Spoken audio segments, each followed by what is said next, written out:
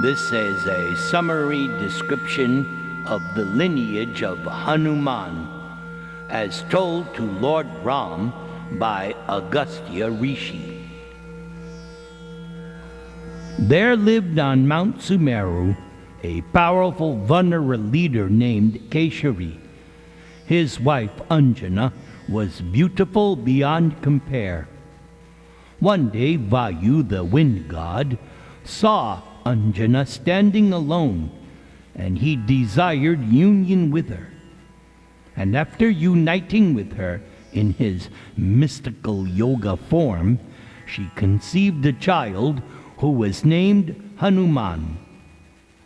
The child cried out in hunger, and Anjana placed him down amid some reeds while she went to collect forest fruits. Hanuman looked up from where he lay and saw the sun globe. Thinking it to be a large fruit, Hanuman sprang upwards with outstretched hands. Gifted with the power of his divine father, he soared through the heavens toward the sun. His father Vayu went along with him, covering him with a cool breeze, so that Hanuman would not be burned by the sun. The sun god also withheld his blazing rays, as he could understand that Hanuman was a great servant of Lord Vishnu, who would later assist Vishnu on earth when he appeared as Lord Ramachandra. As Hanuman was swiftly going upwards through the skies, a demon named Rahu was also approaching the sun with a view to envelop him.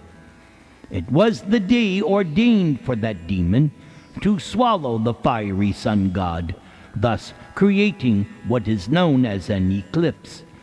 But Hanuman saw him and pushed Rahu aside. Afraid of the mighty Vanara, Rahu sped away towards the abode of Indra in the heavens.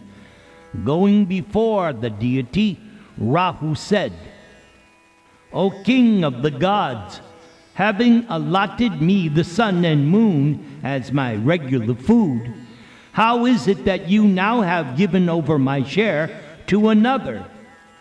Just see how another Rahu has appeared in the sky, intent on consuming the sun." Immediately Indra left his throne and mounted his celestial elephant Airavata. As he rose up into the heavens, he approached Hanuman, who was streaking through the sky like a blazing meteor. When Hanuman saw the effulgent god nearby, Hanuman considered Indra simply to be another kind of fruit, and so he turned towards him. Indra then released his thunderbolt, which struck Hanuman, causing him to drop back down to earth.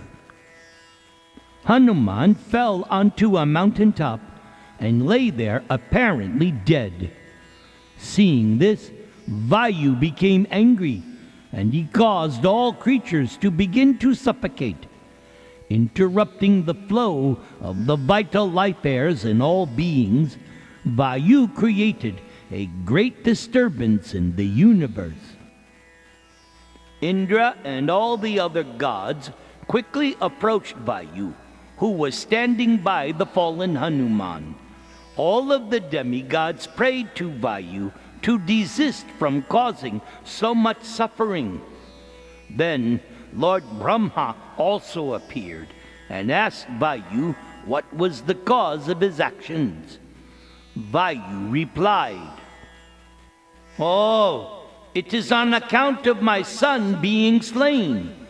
See now how this innocent child lays here motionless, struck down by Indra's terrible thunderbolt." Then Lord Brahma reached out and ran his hand over Hanuman. He immediately sat up and looked all around. The relieved Vayu again began to move within the bodies of all living creatures. Then Lord Brahma said, O gods, listen as I tell you about this Vanara. He will accomplish your purpose on earth and become a famous servant of Lord Vishnu himself. So you should all therefore grant him boons. Upon hearing the words of Lord Brahma, everyone became pleased. Indra took off his garland and placed it around Hanuman's neck, saying, "From this day on, you shall be invulnerable to my thunderbolt weapon." The sun god then said, "I shall bestow upon you 100th part of my brilliance. Also, when you begin to study the scriptures, I shall enable you to quickly learn all aspects of knowledge. No one shall exceed you in scriptural understanding." Yamaraj blessed Hanuman. "I grant you invulnerability to my rod and freedom from ailment." Kubera then blessed Hanuman. "On the battlefield, you will remain tireless." Lord Shiva blessed him. "O child, you shall be immune to my weapons and from death at my hands."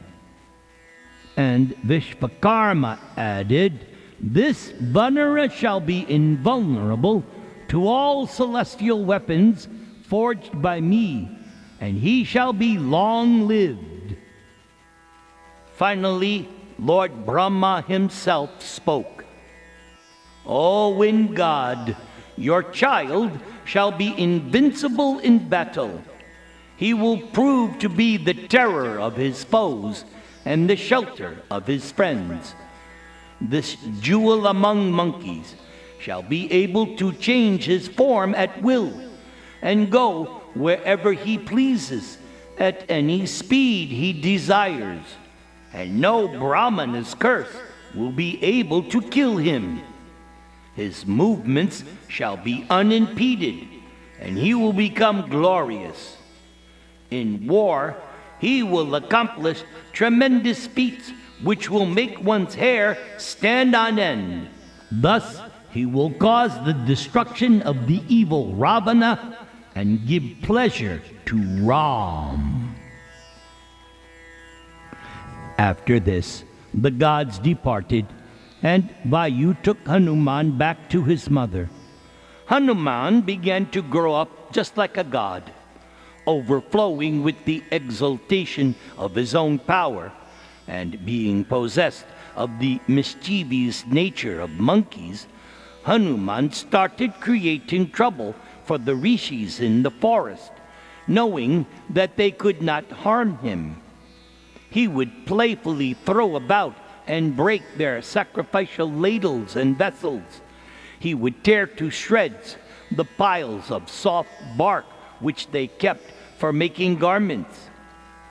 Despite the best efforts of his mother and father to keep him in check, Hanuman continued with his pranks and went on harassing the ascetics. Not wanting to harm the playful young Vanara Hanuman, eventually the rishis found a way to stop him. Touching sacred water, their leader uttered an imprecation curse. "As this one makes trouble for us, depending upon his celestial strength, now he shall forget his own power. And only when someone reminds him once again by reciting his glories will he be able to recall his strength." And so, bewildered by that curse, Hanuman forgot all about his might and began acting like an ordinary Vanara monkey. He formed a strong friendship with Sugriva, going with him into exile when he was banished by Vali. Finally, Hanuman again remembered his power when Jambavan reminded him at the time of searching for Sita.